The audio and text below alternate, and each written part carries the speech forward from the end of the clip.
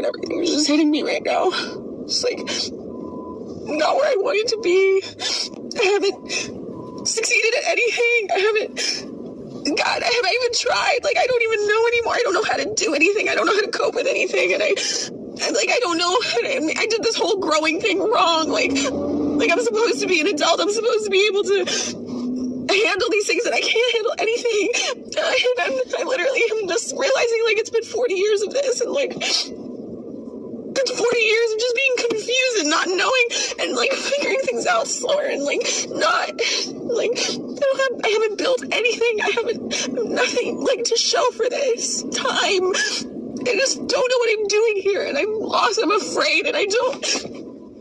So this is a woman turning 40. I told you that the panic used to set in at 35, and now it's getting later. And the numbers are looking more like 38, 39, and 40. And plus 41, 42, early 40s even for some, depending upon if they live in cities. So what's happening here? Some of this is that people are infantilized, right, in general. And like I tell you, there are like grown-ups, 40-year-olds in New York City that are partying like 20-year-olds. And it's like so embarrassing. If you're like grown up and you go and like, what the hell is this guy doing? Like he's living in a studio apartment that he can touch both walls. He's 40 years old. His job sucks. Like he's out drinking on a Thursday night and dancing to like Groove is in the Heart. What the hell is going on, right? You know, you're just like, holy mother, you know? But this is also what happens to women in particular when they follow the feminist path. Because what happens is they realize that all of the stuff that they were building doesn't matter to them. And they're 40 and they're older and they're alone and it's harder to get a guy. And now like this stuff that they built doesn't keep them warm at night. It doesn't make them feel good. It doesn't make them feel valued. And now it's all of the responsibility is on them. So now it's like, oh my God, even if I wanted to have a baby, and let's say I went and had a baby myself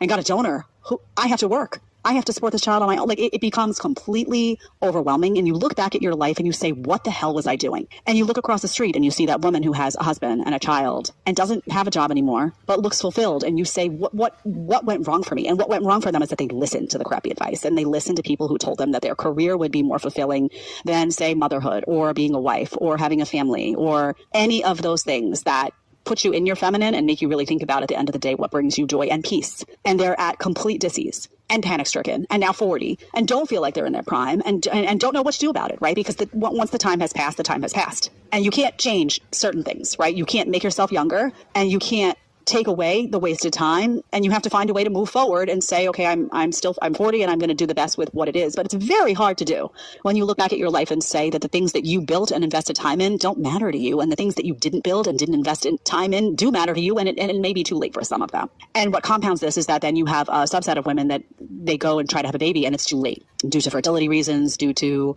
many reasons. And it's horrible to watch, right? I'm not here. I have no intention of making fun of her.